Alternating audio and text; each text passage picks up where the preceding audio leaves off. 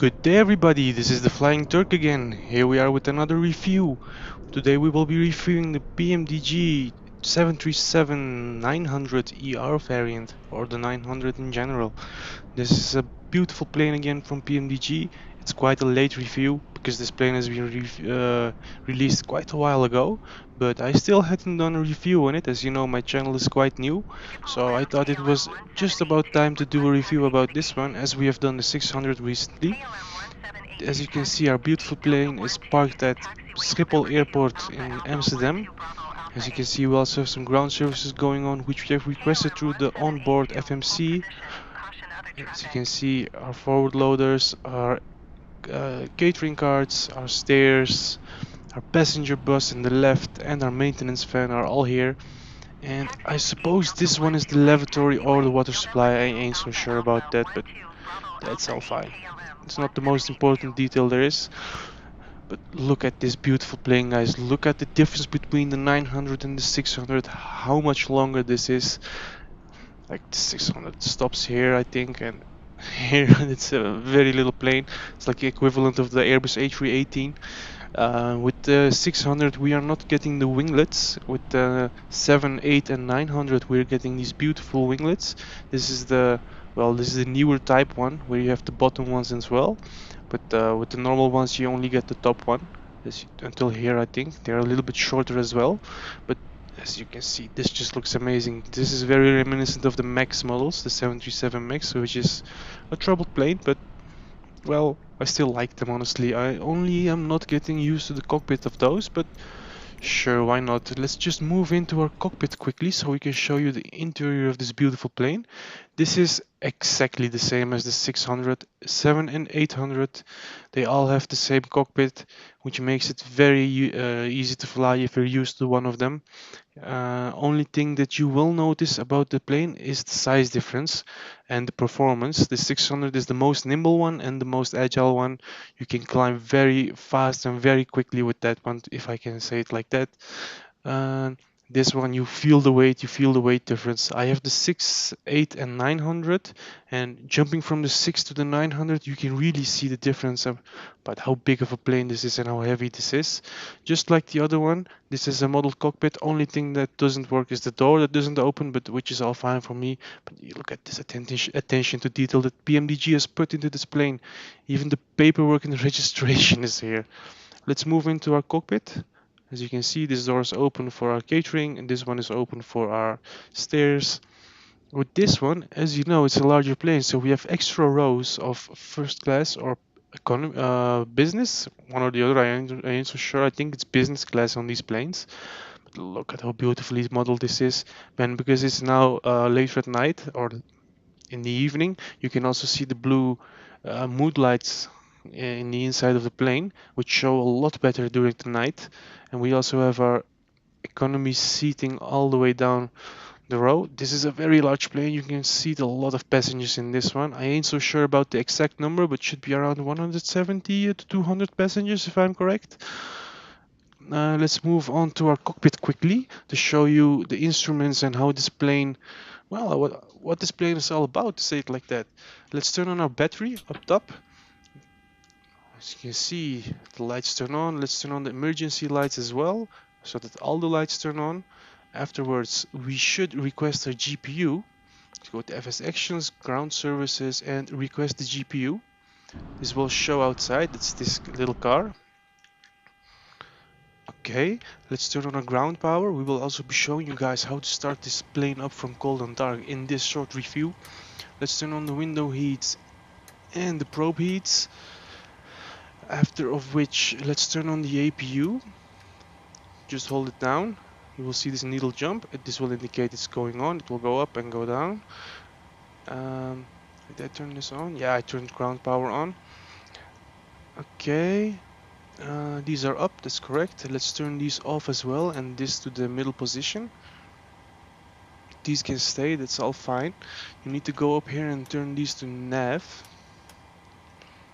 to get navigation. Let's go to the right FMC, as we have this menu open here. Go to index, position. After a while you can copy it. As you can see, you just press this button to copy it and enter it here. and after a point you will see the screen turn on with the information. Let's turn our seatbelt and our smoking. You cannot smoke on the plane, as you know. Well, on mine you can, but in real life you can, so we keep it off for now. Let's see, we have our APU gen that's running now, so let's turn that one on. Perfect, we have power. As you can see, our screens have turned on, and because we entered that GPS location, these screens are working. It says thtis off. This is super bright. Let's turn it a little bit down. I really don't like how bright it is. Go down, go down, go down. Okay, better. To get rid of the TCAS indicator, just turn the TR array and then TCAS goes off. After of which, now our APU is up and running. We can turn on the electrical hydraulic pumps and turn on our fuel pumps. After which we turn on our APU bleed, and this might not be the correct order, guys. Like, I'm no airline pilot, but I know a little thing or two. I know how to get this plane started and up and running. At least for simulation purposes. In real life I don't know if this would be eligible, but why not. Let's turn on the right engine. We turn it to ground, after which you will see this number going up, and it will only go up if you turn the APU bleed on and these all off. Let's see if we can do anything else while we're at it. This looks all fine. This is your pressurization panel. You set this to your cruising altitude. If you don't set this, the plane won't climb after a while. Let's set it to 38,000 feet just for demonstrational purposes. Let's move down. You could set the same altitude on oops, we zoomed in too far into the navigation. This is for like yeah, for navigation, say it like that. Let's set it to 38, just like up top. These are the cores. This you set for well, to align with ILS approaches. If you've set your navigation, you can use LNAV and VNAV to confirm your navigation path. If you press it, it will stay on. And if it stays on, it means you entered your navigation correctly. Here you always enter your V2 speeds, just for demonstrational purposes. Let's say 161. Okay, our plane should be slowly turning on. Let's get rid of our chokes. If you press here, get rid of the chokes. All the ground services will go away. And we will need to set up our parking brake as well, otherwise the plane will start rolling forward or rearwards, which we really don't want. Will be an expensive joke. Okay, this is at level. This is 3.2. Sometimes it rises to 3.5 depending on the climate and your setup. Let's turn on the fuel control switch to engine 2 start. I don't know if it's correct, but I always start with engine 2 and then go to 1. But you could also do it reverse, it doesn't really matter. Or if you want to follow like correct procedures, that's another thing. We have turned on yaw damper. Let's see. Let's show you the lights in this cockpit. Let's turn the panel lights on. Let's do it to the max so you can see. We also have circuit breaker lights, which I was trying to show in the 600 review, but it was during the day, so you couldn't see it too well. But you see it shining on here, and in the night it shows even better. Let's go down here. Here we have the floodlights for the center console. Here we have the panel lights, just like up top. This is to the maximum. As you can see, it all lights up. This part does not light up. For that one you have to go here to the main panel light. Let's turn it up all the way. This one, the background, this is for the bottom part, and this one is for the top part. As you can see, it has started to light up.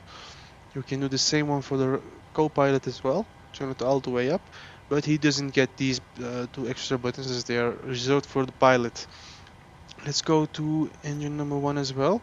After it has turned on, when you put on the fuel control switch, just turn it to continue and turn on the generator. Now the left one is spooling up. We can check that here. It's starting to spool up, as you can see. It's doing its thing and our loader is going away, which is perfect. Okay, that should be enough. Let's turn on our fuel control switch for that side as well. And we're gonna do a short takeoff to show you also the performance of this plane, which we really didn't show in the 600 review, but I will be doing a separate video where I'll be comparing all different 737 variants, at least that I own. 700 is the only one I didn't own, or I didn't get, because I have the 800 and the 900, and with the 800 you also get 3 types. You get the normal passenger one, you get 2 cargo planes, and you get the BBJ one. Sorry, it was 4 types, I mispronounced it, or I didn't say it correctly. Let's turn on our anti-collision lights.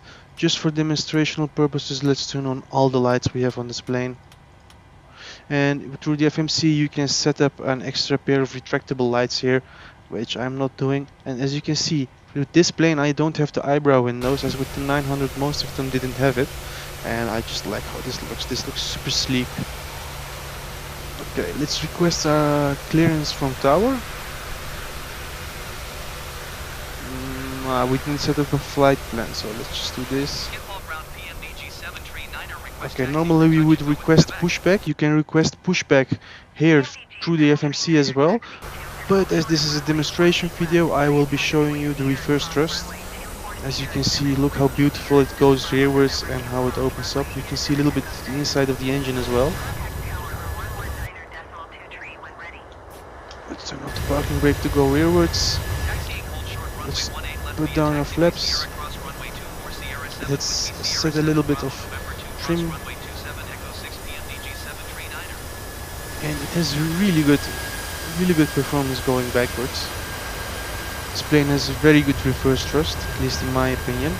Here's overdone the flaps. Only thing, like I don't know if you've noticed, the plane jumped forward. When you go reverse thrust and go forwards, or give full thrust forwards, the plane likes to jump forward. I honestly don't know why it does that, but well, I can live with that little thing. This plane is so amazing overall. Let's go to our runway and go for a takeoff. And let's turn off our master caution and these lights. We didn't set up any navigation for today. We've only started our plane from cold and dark, showed you around a little bit. This is very similar to the 737-600 we reviewed earlier. I will only be showing you a short takeoff of this plane as we have started it up. Let's cut down a little bit on throttle, we're going way too fast for taxiing. Soon I will be reviewing also the Flight Sim Studios ERJ195F. I've already done a video in the past which I'm not too happy about, so I will do a better review of that one. You can expect it somewhere around the end of this week, around Friday I think. Let's line up the runway. Let's see where it will guide us. Oh, you know what? I'm not gonna drive all the way around. Let's just line up with runway 24. This is definitely not how you go. You request clearance. If you saw my other videos, you can see that I'm normally trying to act as real as possible, but just for demonstrational purposes, we're going for lineup very fast without requesting any clearance. Okay, we didn't set up VNAV and LNAV, so we won't be having anything from that side. So let's just go full thrust. We're giving it full throttle. I will give you some more game sound so you can hear the beautiful sound of this plane. KLM-1985 with Quebec, ready to taxi IFR.